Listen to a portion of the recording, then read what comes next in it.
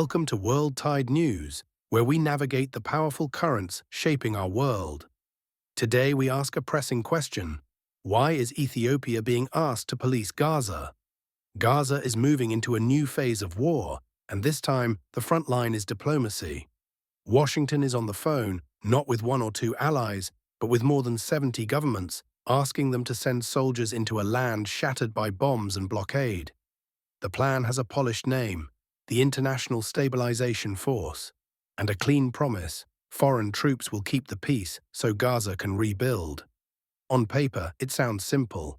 After a year of relentless devastation, a UN-authorized multinational force would move in once major combat stops. It would secure crossings and key infrastructure, prevent Hamas or any armed faction from regrouping, and reassure Israel that rockets won't fly once the cameras leave.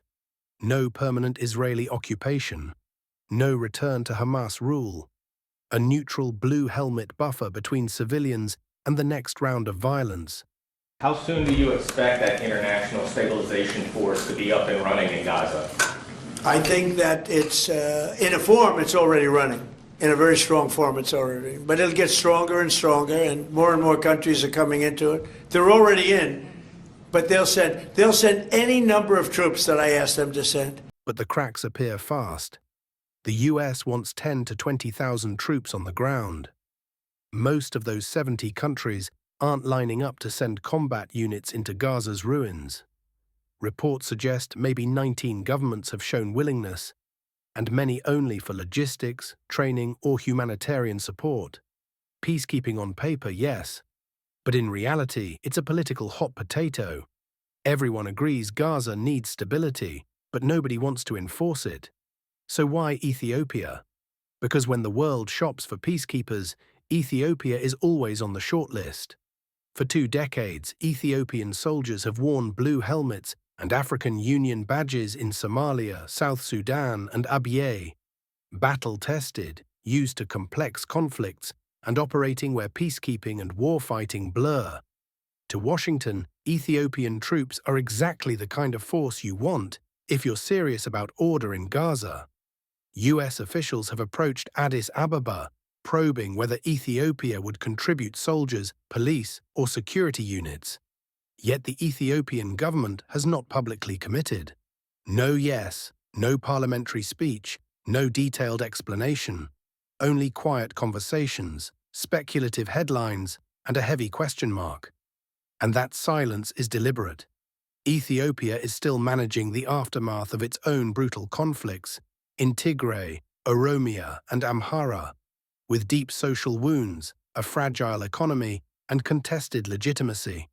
The region is tense: disputes with Egypt and Sudan over the Nile, sensitive Gulf ties, balancing Western partners and global powers. Sending Ethiopian soldiers to Gaza is more than a technical decision. It's a geopolitical statement, a domestic gamble, and a moral test. Ask yourself, what does it mean for a country still struggling to guarantee peace in Amhara or Oromia to export peace to Gaza? What message does it send when Ethiopian soldiers might enforce a settlement Palestinians did not freely negotiate under a plan designed largely in Washington? For many Ethiopians, the Palestinian cause is personal: justice, occupation, faith. A deployment framed as securing Gaza could look like disarming resistance for Israel. If a single Ethiopian unit clashes with civilians, the political cost at home could be enormous. From Washington's view, Ethiopia is attractive because it spreads the cost. More flags dilute blame. Burden sharing is about manpower, money, and moral responsibility.